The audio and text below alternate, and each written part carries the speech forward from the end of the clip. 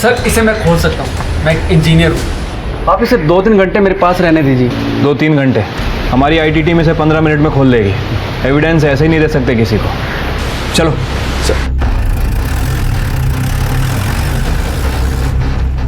क्या हुआ? तुम्हारे चेहरे का रंग क्यों उड़ गया? उस लैपटॉप में तुम्हारे खिलाफ कुछ है क्या?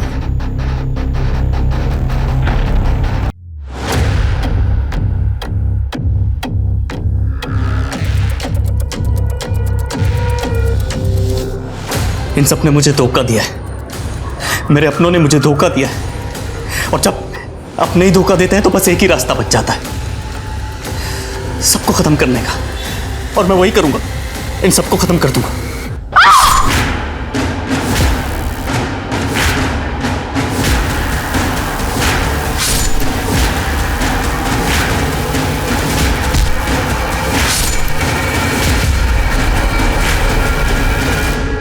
एक आम इंसान को चोरी, हेरा फेरी, मारपीट और मर्डर जैसी बातें ही डरा देती है। एक आम इंसान जितना हो सके खुद को इन सब कामों से दूर रखता है, पर जब एक आम इंसान हवस, लालच, गुस्से और बदले के प्रभाव में आता है, तब वो क्रिमिनल बन जाता है।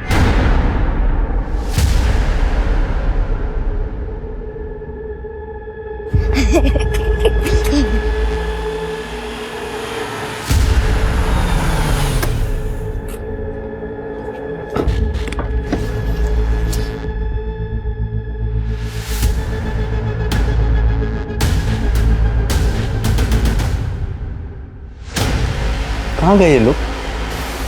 आज तो संडे है, स्कूल भी नहीं होगा।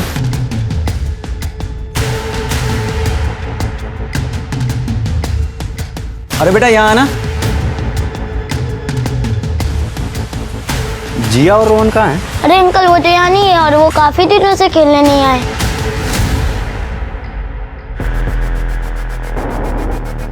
भाभी कैसे हो? अरे विवेक, तुम तो अगले महीने आने वाले थे ना? हाँ, वो जिया का बर्थडे आ रहा था ना, तो उसने बहुत जिद की थी, तो इसीलिए सोचा कि उसे सरप्राइज दे दूं। सपना और बच्चे नहीं दिखाई दे रहे, मुझे लगा आपके यहाँ आए होंगे। क्या हुआ भाभी? विवेक, जब तुम यहाँ नहीं होते हो तो सपना बच्चों को लेके मायके चली जाती है। मायके? अपने पेरेंट्स के यहाँ निर्वारी में? सपना तो, और कब से? ये 1-1.5 साल हो गया है। अब विवेक, सपना को कुछ मत बोलना कि मैंने तुम्हें सब कुछ बताया है। भाभी जी पत्ता गोभी कितना कर दूं? आप आधा किलो कर दीजिए। लाइए। डालिए। हाँ, और भिंडी भी ले लीजिए ना भाभी जी। नहीं, भिंडी पसंद नहीं मुझे। अरे भाभी जी आपको तो पसंद है ना, आधा किलो भिंडी दे देता हूँ आपको, ताजी ताजी भिंडी है। हाँ? तुझे नहीं बोला ना भिंडी। और ये क्या भाभी जी करता है तू? साले अब मर्दों से बात करने में तेरी जबान टेढ़ी हो जाती है। हाँ भैया, वो क्या है ना कि मैं बसी हुई, सॉरी गगन जी, जाने दीजिए ना कहीं।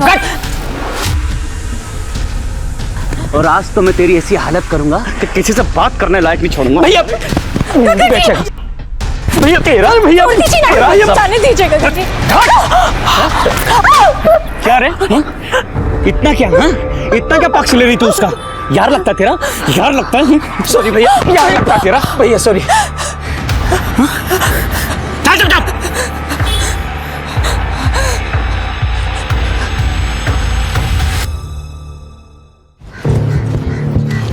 पापा, ये पापा आ गए।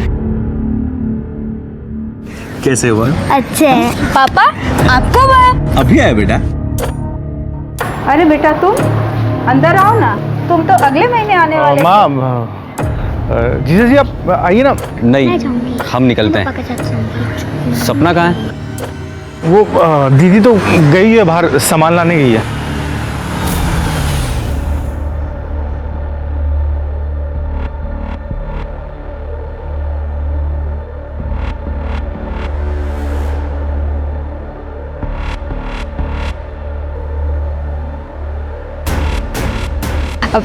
विवेक, तुम यहाँ? थोड़ा सरप्राइज। विवेक कैसे हो? सरप्राइज तो तुमने दिया है मुझे।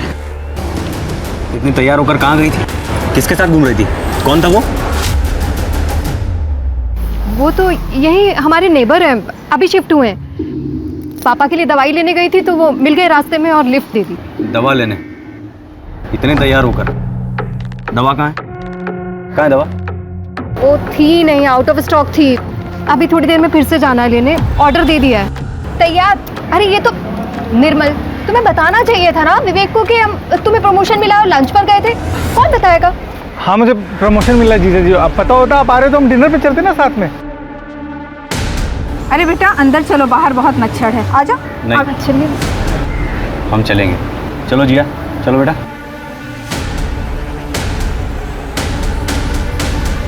अरे ऐसा कोई मारता है किसी को सरेआम? लोगों ने फोन करके मुझे बताया। अरे भाई साहब, आपके घर की बहू है मेरी भांजी, इसकी कोई इज्जत है कि नहीं इस घर में? आपको आपके बहू के साथ कोई स्नेह नहीं है?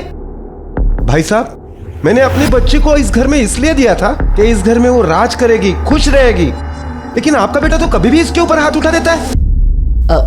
बंसी भाई साहब, गगन का गुस्सा तो आप जानते ही है ना, उसने आज दवाई नहीं ली थी। आप चिंता मत कीजिए भाई साहब, आज मैं उसे खूब डांटूंगा। अरे अब डांटने से क्या होगा भाई साहब, बचपन में उसे डांटा होता ना तो आज ये नौबत नहीं आती। ओ मामा जी, बहुत हो गया अब। हाँ,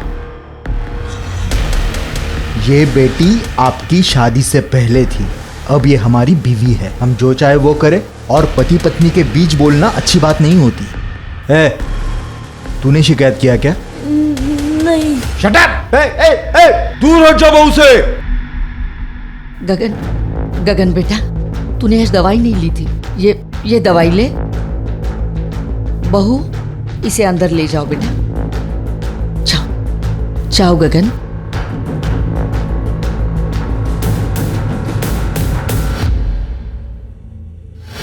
बंसी भाई साहब, उसकी दवा चालू है, इसलिए उसे गुस्सा ज्यादा आता है। अरे गुस्सा आता है तो अपने ऊपर हाथ उठाए ना, मेरी भांजी को क्यों मारता है? और ऐसा करके वो अच्छा नहीं कर रहा है भाई साहब। मामा जी, मामा जी आप घर चली जाइए, मेरी यही किस्मत है, पैदा होते ही माँ बाप को खा गई और आज तक आपका घर नहीं बस पाया। मैं ही मनहूस हूँ। मामा जी ये बहुत अच्छे इंसान है, बस इन्हें कभी कभी गुस्सा आ जाता है।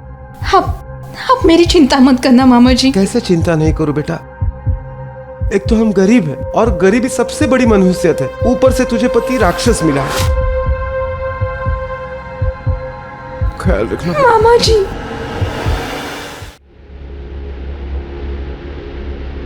मुझे मेरे घर वालों के सामने विलन बना दिया, और खुद ने क्या किया? अपने मायके वालों से सुलह कर ली। हाँ यार, तुझे बताया नहीं, तुझसे पूछा तक नहीं। 15 साल से मैंने अपने माँ बाप का मुंह नहीं देखा, और उसने क्या किया? 1.5 साल से अपने मायके में घूम रही है मुझे बिना बताए, और भी पता नहीं मेरे पीछे से क्या क्या करती होगी। सोच, मैं दुबई से इतनी अच्छी जॉब छोड़ के क्यों आया था? मुझे पता लगा कि मेरी बीवी को मुंह मारने की गंदी आदत लग गई थी। अरे इनको अकेला क्या छोड़ दो, आजादी के नाम पे मुंह काला करती फिरती है। मुझे भी यही लगता है साथ भाई, इनके लिए वहां से इतने पैसे भेजता हूँ, अकाउंट एकदम खाली का खाली। मेरे कुछ समझ में नहीं आ रहा साथ भाई, इनके लिए इनसे इतनी दूर रह के इतनी मेहनत करके इनके लिए पैसे कमा के भेजता हूँ, और ये क्या करती है? अपने मायके वालों पे उड़ा देती है। आज भी जिया का बर्थडे उसने अपने मायके में प्लान किया, मैंने मना किया तो बोलती है पहले से अरेंज था जी। विवेक, मैं तेरी परेशानी समझता हूँ, लेकिन मुझे भी 2-3 दिन के लिए अपने रिश्तेदार की शादी में लखनऊ जाना है। मैं वापस आता हूँ तो कुछ सोचते हैं। अच्छा सुन, मैं आता हूँ।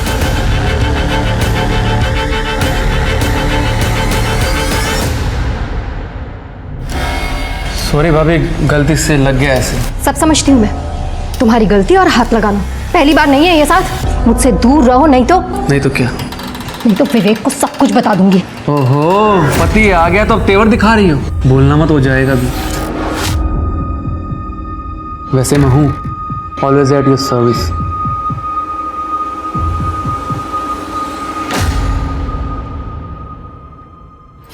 अरे आराम से। ये तो यहाँ बैठेगा। नहीं, तू पापा के पीछे बैठेगी, मैं वहां बैठूंगा। चल। अरे रोहन, जिया को बैठने दो आगे, उसका बर्थडे है ना। चलो चलो बेटा, चलो चलो अंदर। पैर संभाल के, पैर संभाल के। विवेक, कुछ बोलना था तुम्हें। बोलो। साथ इससे दूरी रहा करो, कमीना आदमी है वो बहुत। क्यों? जो तेरे खिलाफ बोले वो कमीना हो जाता है। पहले तो तू अपने मायके वाले को भी कमीना कहती थी। मेरा एक दोस्त ही तो बचा है, उसे तो रहने दे। अब चलो।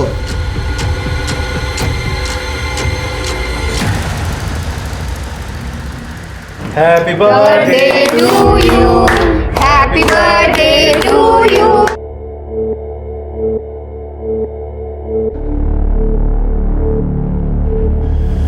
एक मिनट भैया, एक मिनट।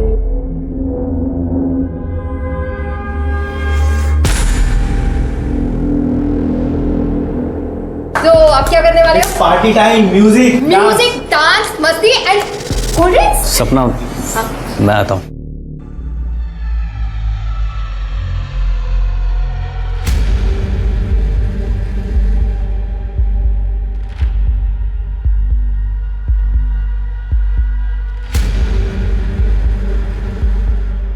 हेलो फ्रेंड्स, पता नहीं आप लोगों में से सच में मेरा कोई दोस्त है भी या नहीं, जिसे 15 साल से अपना समझा, उसी ने मुझे धोखा दे दिया। मुझे मेरे अपनों ने धोखा दिया है, मुझे मेरी पत्नी ने धोखा दिया है। उसने कहा था हम दोनों एक दूसरे के हैं, बस। तो फिर क्या किया उसने? मेरे पीछे से सब। पर अब मैं चुप नहीं बैठूंगा। सुंदर है तो इसका मतलब ये नहीं कि वो मुझसे खिलौने की तरह खेलेगी। मैं यहां बैठ के रो रहा हूं, लोग क्या कर रहे हैं? मेरी बेवकूफी का जश्न मना। दिखाता हूं मैं आप लोगों को।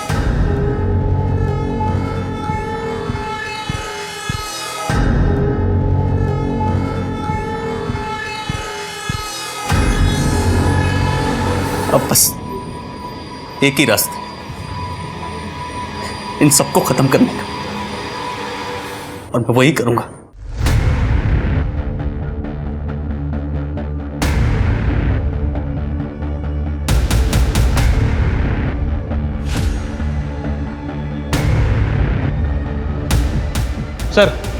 सर एक वीडियो वायरल हुआ है अपने ही मोहल्ले का, ये देखिए। मुझे मेरे अपनों ने धोखा दिया है, मुझे मेरी पत्नी ने धोखा दिया है। अब बस एक ही रास्ता है, इन सबको खत्म करने का। इस वीडियो में तो ये आदमी अपनी ही फैमिली को मारने की बात कर रहा है। शर्मा, जल्दी से जल्दी इसका एड्रेस पता करो, या एक काम करो, ब्रॉडबैंड वालों को फ़ोन करो, उनसे इसकी लोकेशन निकलवाओ। सर रात हो गई है, ब्रॉडबैंड ऑफिस तो बंद है। हालांकि मैंने अर्जेंट रिक्वेस्ट डाल दी है और बीट चौकी को भी इन्फॉर्म कर दिया है कि जहाँ ये बंदा दिखे इसे पकड़ लें। लेकिन सर मुझे नहीं लगता कि सुबह से पहले कुछ हो पाएगा। कहीं ये रात में ही कुछ कांड ना कर दे। अरे पापा आ गए। बस एक लास्ट वीडियो बना दे। ओके।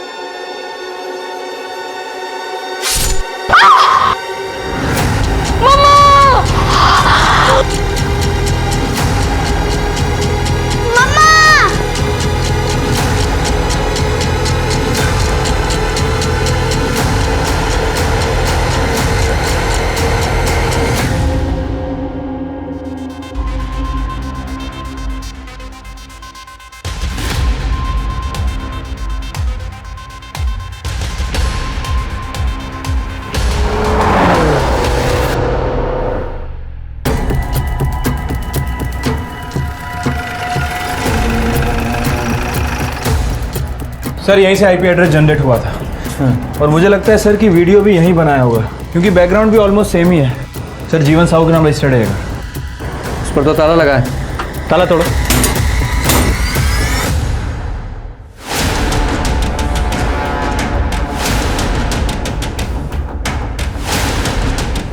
पूजा जरा चेक करो। जी सर।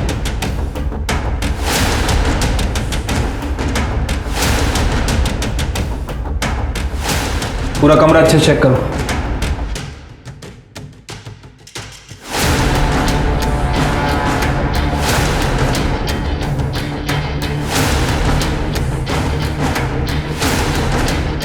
लगता है सर इस तकिए से इसका दम घोट के मारा गया है। सर सेक्सुअल असॉल्ट के कोई ट्रेसेस नहीं है, सिर्फ स्टैब वुंड है। सर मुझे लगता है कि इसे बड़े हथियार का इस्तेमाल किया गया। बहुत ज़्यादा खून बहा है। Happy birthday. लगता है घर पे किसी का बर्थडे था।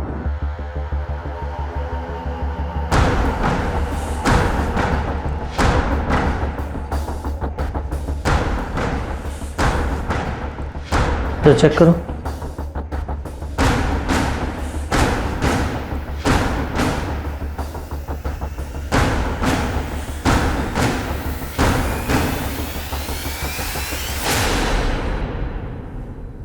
ओह माय गॉड, बच्चे को कितनी बुरी तरीके से मारा है, पूरा सर फोड़ दिया। एक बाप अपनी बेटी को इस तरह से कैसे मार सकता है? शर्मा, पूरे घर की तलाशी लो, देखो कोई मर्डर वेपन मिलता है क्या। सर पूरा घर अच्छे से चेक किया सर, मोस्टली चीज़ें एज इट इज़ है। मुझे लगता है कि ये काम उस वीडियो वाले का ही है। हमने पता किया है, विवेक नाम है उसका। सर, ये रॉड मिली है और इसमें थोड़ा ब्लड भी है। लगता है यही मर्डर वेपन है, लेकिन इतना सा ब्लड। सर मुझे लगता है कि जो भी कातिल था उसने ब्लड साफ किया है।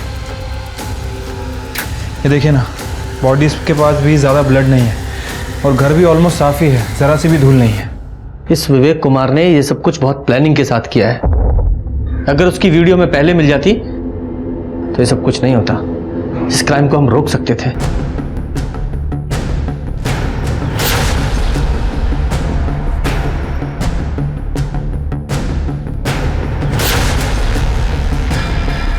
ये लो, इसे एविडेंस में डालो। सर मच्छर? यस, कभी कभी ऐसा छोटा क्लू भी क्रिमिनल को पकड़ने के काम आता है और इस घर की हर चीज एविडेंस है। शर्मा, हर एक बॉडी के पूरे क्राइम सीन के फोटोग्राफ्स निकलवाओ, पूरे घर का फॉरेंसिक कराओ। और ये सबके फ़ोन मिले? जी सर। पूजा, सारे फ़ोन्स को फॉरेंसिक में भेजो, पता लगाओ कि विवेक का नंबर उसमें है या नहीं। ज़रूर होगा, उसे ट्रैकिंग पे डालो। जी सर। और शर्मा, तुम जरा आसपास पूछताछ करो और ये भी पता करो कि इस विवेक को कोई मानसिक बीमारी थी क्या, या कोई अफेयर था क्या, क्योंकि यूं ही कोई अपने परिवार को नहीं मारेगा। Right sir.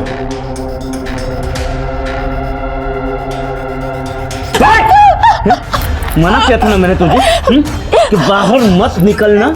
क्यों गई? वो किराने वाला याद रखता है तेरा? हाँ? खत्म हो गया था, बाबा मुझे पूजा कर रहे थे और हम सो रहे थे, मैं इसलिए चले गए। जब एक बार मैंने किसी चीज के लिए मना कर दिया तो वो पत्थर की लकीरें समझा कर। गगन, गगन, गगन, अरे हट जा माँ। अरे ये नालायक कैसे नहीं मारेगा?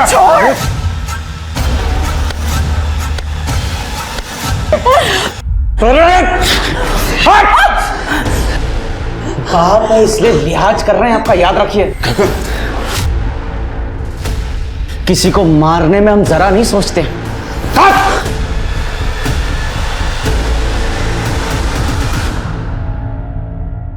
सर, विवेक और सपना तो मेरठ में रहते हैं। ये सपना की माँ का घर है। ये विवेक का ससुराल है?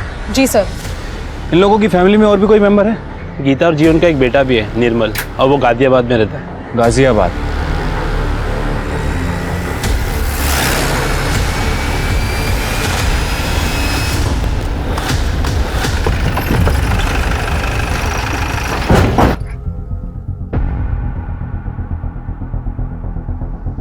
ताला लगा हुआ है। पवन, ताला तोड़ो। साइमा, क्या हुआ? पुलिस आई है। क्या हुआ? विवेक, भाभी, बच्चे सब ठीक है ना? आप लोग कौन है? सर, साहद कुरैशी, ये मेरी बेगम साइमा कुरैशी। सर, विवेक का दोस्त हूँ। दोस्त क्या सर, फैमिली ही समझ लीजिए। तो आप लोगों को तो पता होगा कि विवेक कहाँ है। मैडम, हुआ क्या है? कुछ तो बताइए, हमें डर लग रहा है। कि आपके दोस्त विवेक ने 4 तारीख को एक वीडियो बनाया था, ये देखिए। मुझे मेरे अपनों ने धोखा दिया है, मुझे मेरी पत्नी ने धोखा दिया है। अब बस एक ही रास्ता है इन सबको खत्म करने का। ये विवेक किस धोखे की बात कर रहा है जानते हैं आप लोग? सर, हम 4 तारीख को अपने रिश्तेदार की शादी में गए थे लखनऊ, बस थोड़ी देर पहले ही लौटे हैं सर। कुछ तो पता होगा ना आप लोगों को, फैमिली फ्रेंड्स थे आप। मैम, विवेक बहुत परेशान रहता था। 15 साल पहले विवेक और सपना भाभी की लव मैरिज हुई थी, जिसकी वजह से उनके पेरेंट्स उसे घर से निकाल दिया था। मैं और विवेक मेरठ में साथ में ही काम करते थे और मैंने उसकी मदद की थी यहाँ शिफ्ट होने में। मेरे बाप ने घर से धक्के मार के बाहर निकाल दिया लेकिन ये मेरी बहन पागल रिंकी मेरे साथ ही आ गई। लव यू भैया। Anything for you. विवेक, अब से हम ही एक दूसरे का परिवार है। वो दोनों एक दूसरे से बहुत प्यार करते थे। ये विवेक अपनी बहन रिंकी के साथ यहाँ रहता था ना, तो इस वक्त कहाँ है रिंकी? रिंकी दिल्ली में ही है और वो 2 साल से वहीं पे जॉब कर रही है।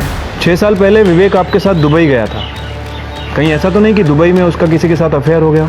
नहीं सर, जब तक मैं साथ में था तब तक ऐसा कुछ नहीं था सर। 6 साल पहले मेरी और विवेक की दुबई में जॉब लगी थी। मुझे वहाँ का क्लाइमेट पसंद नहीं आया तो मैं लौट आया। विवेक वहीं रुक गया।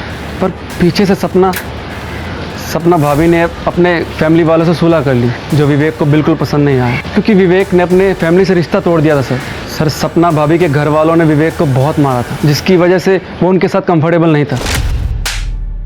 तू ना मेरी बहन का लायक ही नहीं है। शक्ल देखिए अपनी, शक्ल देखिए अपनी। बोल निर्मल, छोड़ो। तुम्हारी हिम्मत कैसे हुई मेरे पति को हाथ लगाने की? दी, आप बीच में मत बोलिए। निर्मल, ये मत भूलो कि पति है मेरे, प्यार करती हूँ मैं इनसे। इससे पहले कि मैं भूल जाऊं कि तुम मेरे भाई हो, निकलो यहाँ से। मैंने कहा निकलो यहाँ से। सर, विवेक सपना की फैमिली की वजह से बहुत डिप्रेशन में रहने लगा था। थोड़े टाइम बाद सब ठीक हुआ, 2 बच्चे भी हुए, लेकिन इस बार विवेक लौटा तो सपना भाभी से बहुत नाराज था। उसे शक था कि सपना भाभी का कहीं अफेयर चल रहा है। अफेयर था? पता नहीं, और होगा भी तो मुझे कोई आइडिया नहीं है। देखिए, इस वक्त विवेक गायब है। आप लोगों को कुछ भी आइडिया है कि वो कहाँ जा सकता है? सर पता नहीं, और विवेक भैया की गाड़ी बाहर नहीं है। गाड़ी का नंबर दीजिए। MH48। सर, मैं गाड़ी की डिटेल्स निकलवाती हूँ। शर्मा जी, पूरा घर अच्छे से चेक कीजिए।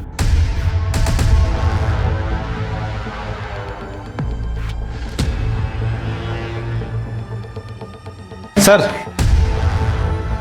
अंदर ये लैपटॉप मिला है, लेकिन इसमें पासवर्ड लगा है सर। पासवर्ड है?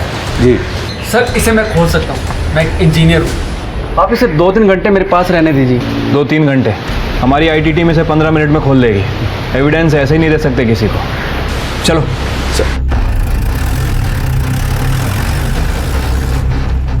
क्या हुआ? तुम्हारे चेहरे का रंग क्यों उड़ गया? उस लैपटॉप में तुम्हारे खिलाफ कुछ है क्या?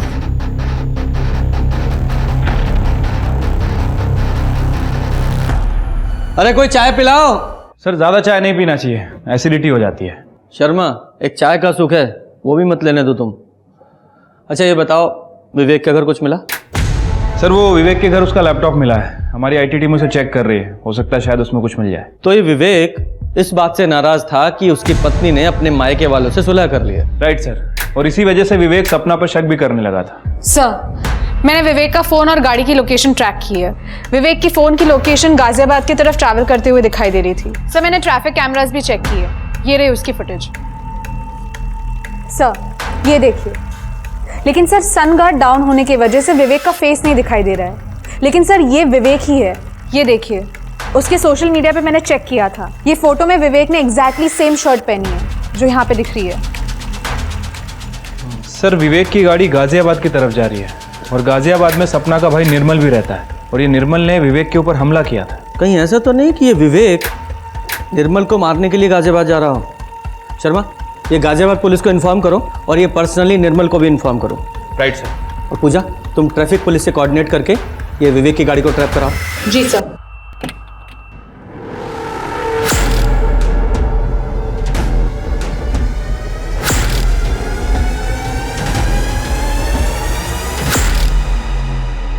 क्या कह रहे हो सर आप? देखिए, मैं सही कह रहा हूँ। आपके जीजा जी ने आपके पूरी फैमिली का मर्डर कर दिया है और अब वो गाजियाबाद की तरफ आ रहे हैं। हमने गाजियाबाद पुलिस को अलर्ट कर दिया है, लेकिन आप भी अपना ध्यान रखिएगा और हम लोग भी वहां पे पहुंच रहे हैं।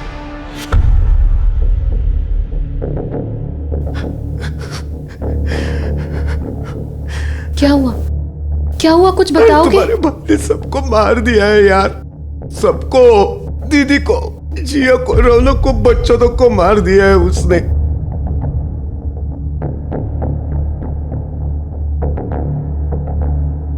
कहीं भैया को पता तो नहीं चल गया हमारी शादी के बारे में? कहीं भाभी ने उन्हें सच तो नहीं बता दिया? अरे सच बता भी दिया होता तो कोई ऐसे मारता है अपने परिवार को? पुलिस वाले बोल रहे हैं कि हमारी जान को खतरा है, वो कभी भी आ सकते हैं यहाँ पे। तुम एक काम,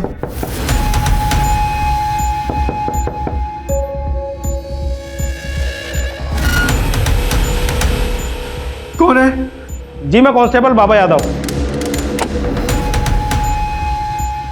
जी हमें आपकी सुरक्षा के लिए भेजा है पुलिस चौकी से, बस यही इन्फॉर्म करना था। Thank you sir.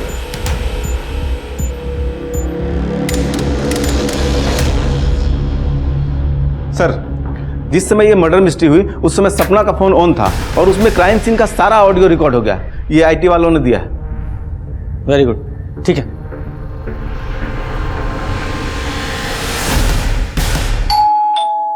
अरे पापा आ गए, बस एक लास्ट वीडियो बना दे। मम्मा!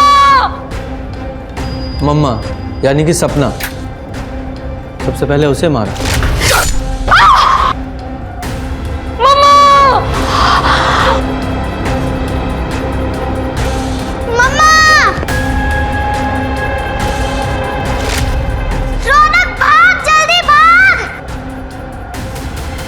मतलब बच्चे डर कर भाग रहे थे। रौनक भाग, जल्दी भाग!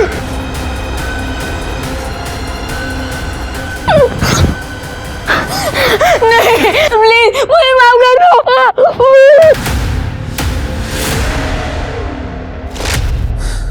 ये बच्चे को मारा। नानी उठो, जल्दी दरवाजा खोलो नानी। मतलब 11 बजे के आसपास की बात होगी तो दोनों बूढ़े नाना नानी सो गए होंगे। क्या हुआ बेटा? नानी को भी मार दिया। नानी उठो, नानी उठो। क्या हुआ बेटा?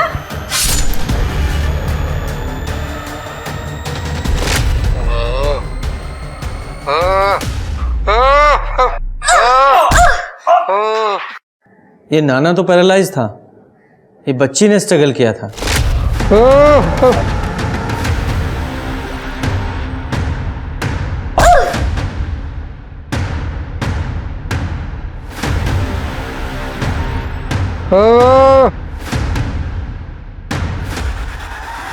नहीं मुझे छोड़ो, मुझे छोड़ो।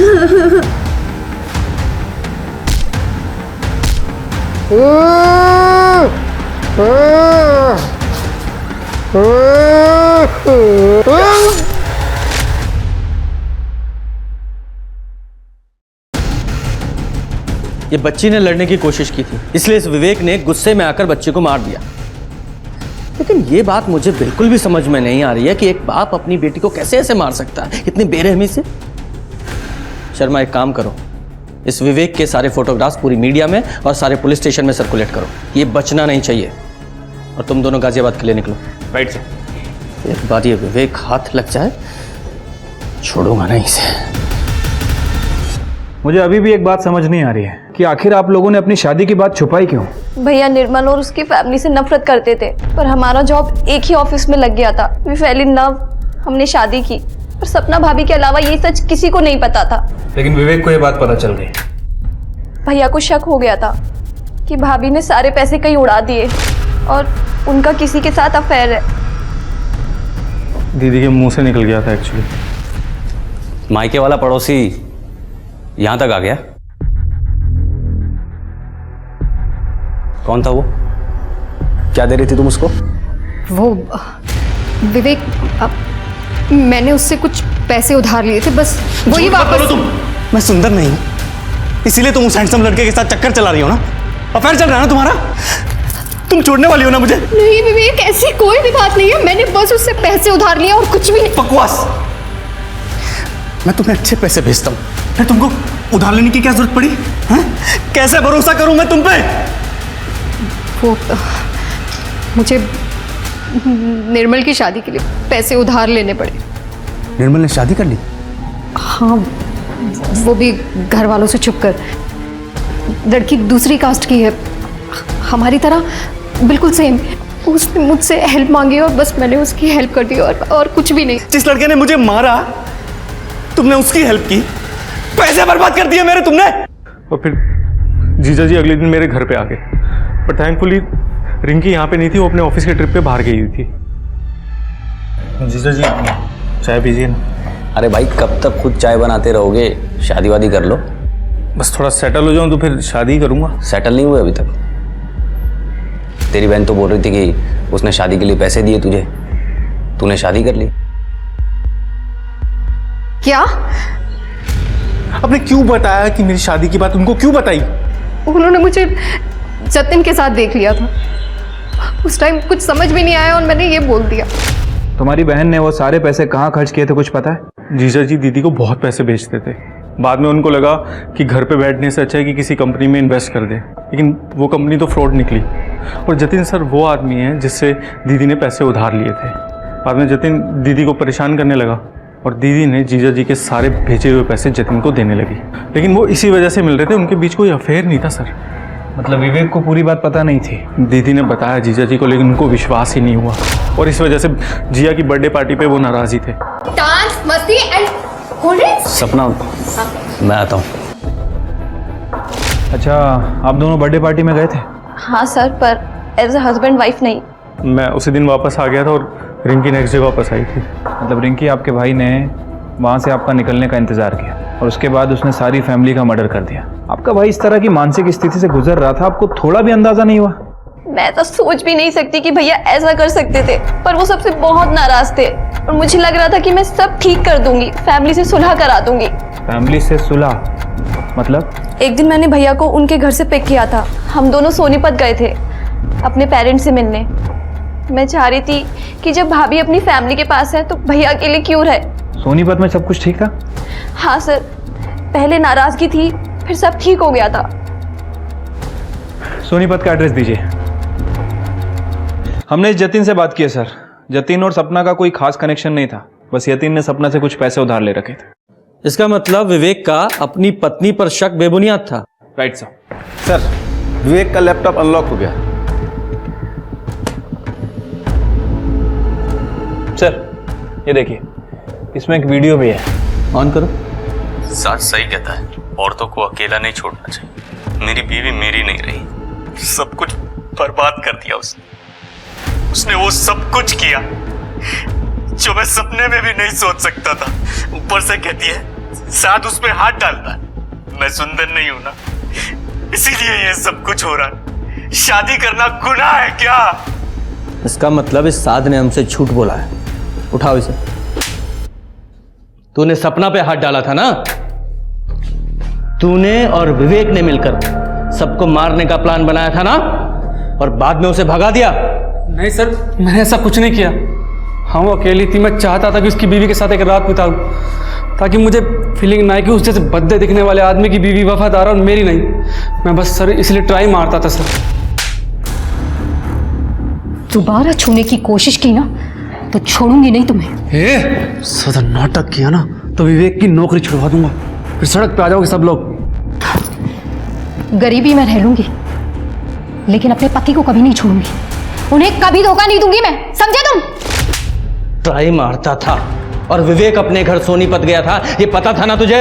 हाँ सर, उसने बताया था। उसके पेरेंट्स काफ़ी खुश थे क्योंकि वो रिंकी दोनों वापस आ गए थे घर पे। पहले भाई से लड़ाई हुई थी क्योंकि पेरेंट्स ने कहा था कि वो बूढ़े हो गए और प्रॉपर्टीज़ के 3 हिस्से करना चाहते हैं। फिर बाद में वो मान गया सर। फिर वो लोग सर विवेक के डिवोर्स की बात कर रहे थे क्योंकि विवेक ने सपना के बारे में सब सच बता दिया था। लेकिन डिवोर्स देने के लिए एलिमनी लगती है, जो वो देना नहीं चाहता था। इसलिए तुम लोगों ने मिलकर सबको मार डाला। सच है ना ये? बोल। इस पूरे केस में विवेक ही प्राइम सस्पेक्ट था और वो पुलिस की पहुंच से बहुत दूर था।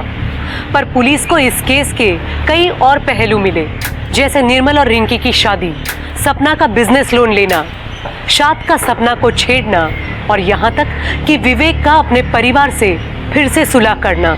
जहाँ पुलिस एक क्राइम की गुत्थी में उलझी हुई थी, पर इसी बीच पुलिस को एक ऐसी खबर मिली जिसने इस केस को अलग ही मोड़ दे दिया था। शर्मा, सोनीपत चलना पड़ेगा। सर, विवेक की गाड़ी मिल गई है और उसकी डिक्की में उसकी बॉडी भी है। विवेक की बॉडी? जी सर।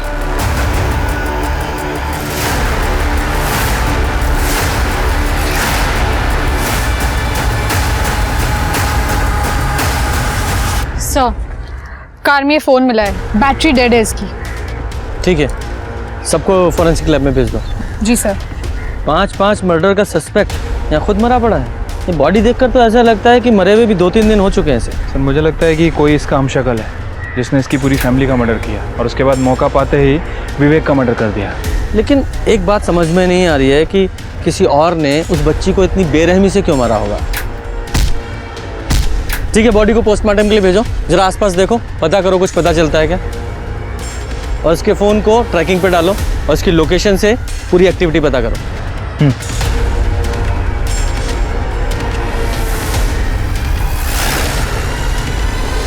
क्या? ठीक है, थैंक यू सर। मैंने सभी सस्पेक्ट के बैंक स्टेटमेंट चेक करवाए थे सर। ये सपना ने पूरी फैमिली मेंबर का इंश्योरेंस करा रखा था, लेकिन अभी अभी इस निर्मल ने इन सभी के इंश्योरेंस का क्लेम किया है। और ये इंश्योरेंस कितने का था? तीनों का मिला के तकरीबन 25 लाख। 25 लाख? शर्मा, हो सकता है इस निर्मल ने ही इस इंश्योरेंस के पैसे के लिए सबका मर्डर किया हो। उसके दिमाग में शायद आइडिया आया होगा अपने जीजा का वीडियो देखने के बाद। गाजियाबाद पुलिस को फोन करो और इस निर्मल और इस रिंकी को उठवाओ।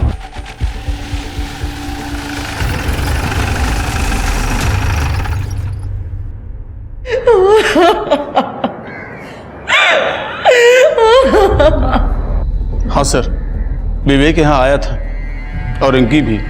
तुम दोनों भाइयों की लड़ाई हुई थी? हाँ हुई थी सर। जब विवेक ने मुझे बताया कि उसकी पत्नी उसे छोड़कर चली गई और बाहर कहीं मुंह मारती है, तो मैंने उसे माफ कर दिया। ये दोनों 15 साल पहले आपको छोड़कर चले गए थे। मैंने आप दोनों का ध्यान रखा है, भूलिएगा मत। और प्रॉपर्टी के 2 हिस्से होंगे। वाह, मैं नहीं होने दूंगा। भैया लोगों को हिस्सा मिल रहा है तो मुझे भी हिस्सा मिलना चाहिए। एक और हिस्सेदार आ गई, अब खैरात बटाई ना यहाँ पर। और फिर विवेक मेरे पास आया। अरे चला जाए यहाँ से, दिमाग खराब है मेरा। मुझे पैसा नहीं चाहिए भैया, आप मेरा हिस्सा रिंकी को दे दो। मुझे तो बस मेरा परिवार वापस चाहिए, जो मैंने अपनी पत्नी की वजह से खो दिया था। सुंदर नहीं हूं ना मैं, इसीलिए मुझे लगता है कि मेरी बीवी मुझे धोखा दे। मुझे तो यहाँ तक लगता है कि जिया मेरी बेटी नहीं है भैया। क्या क्या बकवास कर रहा है तू? ये देखो भैया, जिया का रंग कितना गोरा है, ना सपना की फैमिली में और ना हमारी फैमिली में कोई इतना। मेरे साथ धोखा हुआ है भैया, मेरे साथ धोखा हुआ है भैया। मतलब विवेक को लगता था कि जिया उसकी बेटी नहीं है? जी। शर्मा, ये विवेक और जिया का डीएनए आपस में मैच करा के देखो। ठीक है सर, लेकिन सर सवाल अभी भी वही है, आखिर विवेक को किसने मारा? शर्मा, इस गगन पर नजर रखवाओ, इसकी कॉल डिटेल्स भी निकालो। हो सकता है इमोशन में आकर इस गगन ने प्रॉपर्टी शेयर करने के लिए हाँ कर दिया हो, लेकिन असल में प्रॉपर्टी शेयर करना इतना आसान नहीं है। Right sir.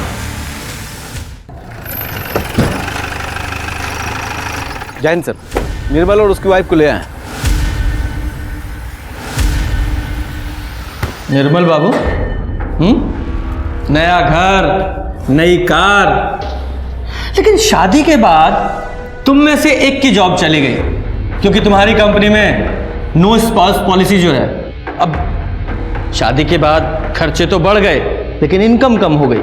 ऐसे में अगर 25 लाख रुपए मिल जाएं, तो क्या ही बात है। भैया मुझे खुद अपना हिस्सा देने वाले थे सर, आप मुझ पर शक कर रहे हैं। तुम पूरे परिवार के मरते ही इंश्योरेंस क्लेम कर दो और हम तुम लोगों पर शक भी ना करें। तुम लोगों के पास अपने परिवार को मारने का मोटिव था। शर्मा, इन दोनों की पूरी हिस्ट्री और ज्योग्राफी निकालो। सर, सभी फैमिली मेंबर्स की पोस्टमार्टम रिपोर्ट आ गई है। सर, सभी की मौत रात में 11:30 से 1:30 बजे के बीच 5 से 6 अगस्त को हुई है। रौनक को तकिए से दम घोट के मारा गया, बाकी के लोगों को स्टैबिंग की गई थी। लेकिन जिया को पहले सर पे रॉड से मारा गया और उसके बाद उसे स्टैब किया गया। और सर, मैंने जिया और विवेक की डीएनए रिपोर्ट भी चेक की। जिया विवेक की बेटी थी। ये विवेक गधा, इसका शक बेबुनियाद निकला। रंग देखकर शक कर गया और सब कुछ खत्म कर दिया बेवकूफ ने। Right sir. और एक और इम्पोर्टेंट बात सर, विवेक की मौत 5 अगस्त को सुबह 9 बजे से 11 बजे के बीच में ही हो गई। क्या? 5 अगस्त की सुबह उसकी मौत हो गई? मतलब उसकी फैमिली को और ससुराल वालों को विवेक ने नहीं मारा। सारी घटनाओं को रीअरेंज करते हैं। 4 अगस्त को विवेक ने एक वीडियो बनाया। जो काफ़ी वायरल हुआ। उसके बाद 5 अगस्त को विवेक गाड़ी लेकर घर से निकला और पीएम रिपोर्ट के हिसाब से उसका मर्डर हुआ, और फिर उसी दिन शाम को उसकी पूरी फैमिली को किसी ने मार दिया। इसका मतलब किसी ने पहले विवेक को मारा, फिर उसकी पूरी फैमिली को। शर्मा, एक काम करो, मेरठ से लेकर निवाड़ी, गाजियाबाद, सोनीपत सारे मूवमेंट्स ट्रैक करो, विवेक का मोबाइल यूज करो। अब हमें यह पता लगाना है कि इन सब का मर्डर किया किसने है और क्यों। Right sir. ये विवेक की गाड़ी में कुछ मिला? सर कुछ खास नहीं, बस उसमें एक कचौड़ी का टुकड़ा मिला है सर। हाँ, और वो मच्छर का ब्लड, उसका क्या हुआ? सर उसमें ब्लड काफ़ी कम है, उसकी टेस्टिंग चल रही है, लेकिन लैब ने कंफर्म किया है कि उसमें ह्यूमन ब्लड है। शर्मा, कचौरी पे अगर कुछ मिलता है तो उसका डीएनए मच्छर में मिले ब्लड के डीएनए से मैच करके देखो, शायद कोई रिजल्ट आए। उसकी रिपोर्ट जल्दी से जल्दी चाहिए। Right sir. माँ, बाबूजी, देखिए ना, देखिए क्या कर रहे हैं। गगन बेटा, गगन कहाँ जा रहे हो तुम? हट जा माँ। मैं तुमसे पूछ रही हूँ कहाँ जा रहे हो तुम? मुझे नहीं रहना आप लोगों के साथ में। आप सबके सब मेरे दुश्मनों, समझे? गगन, अगर ऐसे बीवी को छोड़ के जाओगे तो सारी प्रॉपर्टी प्रिया के नाम कर दूंगा।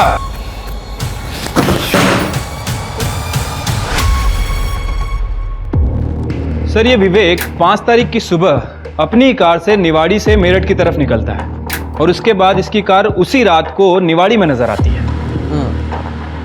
तो ये विवेक की कार वापस रात को निवाड़ी में कौन लेकर आया होगा? तुमने निवाड़ी में बाकी जितने लोग थे उनकी मूवमेंट ट्रैक की? हाँ सर, लेकिन निर्मल ने 4 तारीख की रात में ही बर्थडे पार्टी छोड़ दी थी, और उसकी बीवी रिंकी 5 तारीख की शाम को गाजियाबाद के लिए निकली थी, और उसके बाद निर्मल और रिंकी ये दोनों गाजियाबाद में मिले।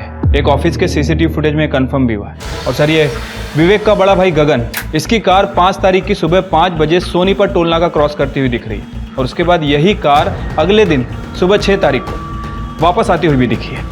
मुझे लगता है कि गगन और विवेक दोनों ने मिलकर सबको मारने का प्लान किया होगा। फिर ये दोनों भाई निकले और गगन के मन में लालच आ गया तो उसने पहले विवेक को मारा और बाकी सब परिवार को भी मार दिया। गगन, हमने तेरे CDR चेक किए हैं और 24 घंटे में पूरे 40 कॉल्स हुए हैं, वो भी सिर्फ 10-10 सेकंड के। शर्मा जरा बताओ, 10 सेकंड्स में आदमी क्या क्या बातें कर सकता है? वो घर पे नहीं है, तुम बाद में कॉल करना।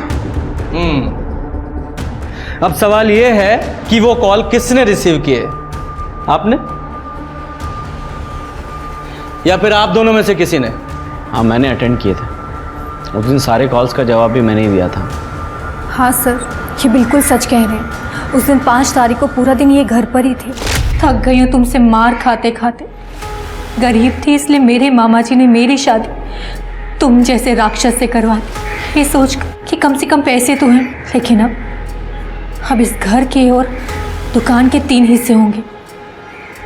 क्या आएगा हमारे हिस्से में, बोलो? अरे चुप कर कमीनी, तेरे बाप की प्रॉपर्टी नहीं है, ये समझी? तुम्हारे बाप की तो है ना। क्या मिला मुझे तुमसे शादी करके, बोलो? तू ऐसे नहीं मानेगी। तेरी जबान पे पट्टा आज ही बंद करता हूं, आज ही। यार बाद में बात करता हूं। हाँ, मैसेज कर दे। उस दिन मुझे बहुत माइग्रेन था, मैंने दवाई खाई और सो गई। उसके बाद क्या हुआ मुझे कुछ पता नहीं। साजी मुझे फंसाने की कोशिश कर रही है।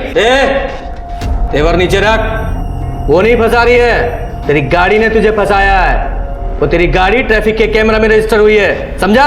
सर, गाड़ी बाहर खड़ी थी उस दिन, किसी से पूछ लो, वो देख लीजिए बाहर पार्क है।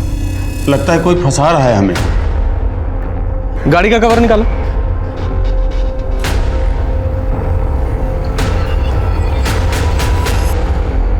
हंड्रेड 100% वही गाड़ी है सर। शर्मा, ये फैमिली अपने इकलौते बेटे को बचाने की कोशिश कर रही है। एक काम करो, अरेस्ट करो इसे और इस पर डोमेस्टिक वायलेंस का केस भी डालो। एविडेंस तो है हमारे पास, और इसकी पूरी फैमिली पे नजर रखो। सर ये लांबा हाउस का सीसीटीवी फुटेज है जो हाईवे से बिल्कुल कनेक्टेड है।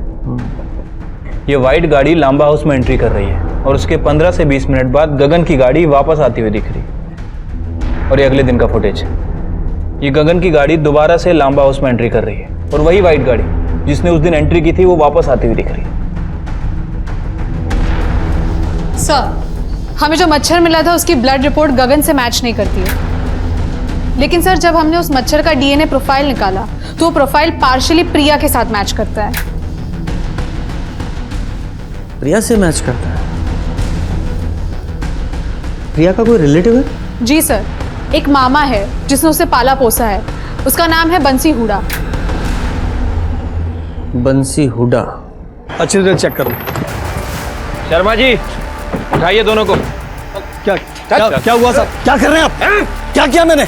गगन के घर में जो गाड़ी है ना वो तुमने ठीक की थी, वो तुम्हारे क्लाइंट की गाड़ी थी। तुमने ही विवेक की पूरी फैमिली का मर्डर किया, समझे? और कार में जो कचौरी का टुकड़ा मिला था ना, उस कचौरी के टुकड़े में इस बंटी का डीएनए मिला है।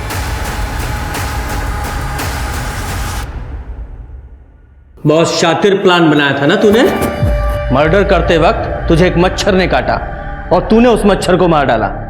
वो मच्छर हमें मिला और उसमें तेरा ब्लड। अब बोल। बेटा प्रिया, कल के दिन गगन घर से बाहर ना निकले, खासकर गाड़ी ड्राइव ना करे। ठीक है मामा जी।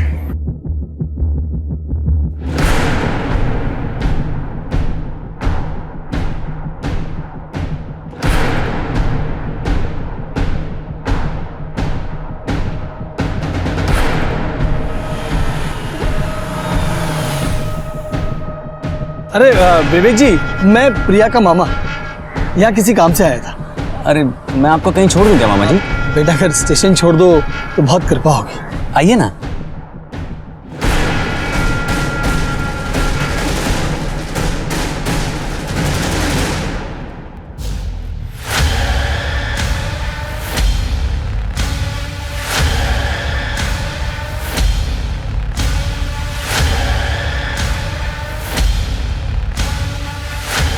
बंटी, सुबह ये गाड़ी लेके निकल जाना और दिल्ली की तरफ जाके डंप कर देना। समझ गया सेठ जी। चल बैठ। पापा आ गए। मम्मा! मम्मा! रौनक भाग, जल्दी भाग!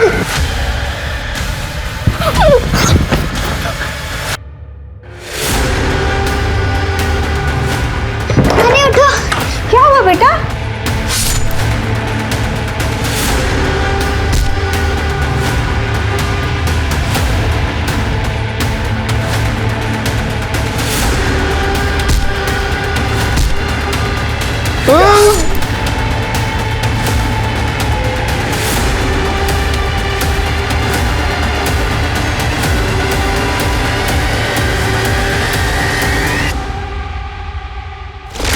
हम लोग गरीब थे साहब। प्रिया बहुत सुंदर थी, इसलिए उसकी शादी गगन से हो गई।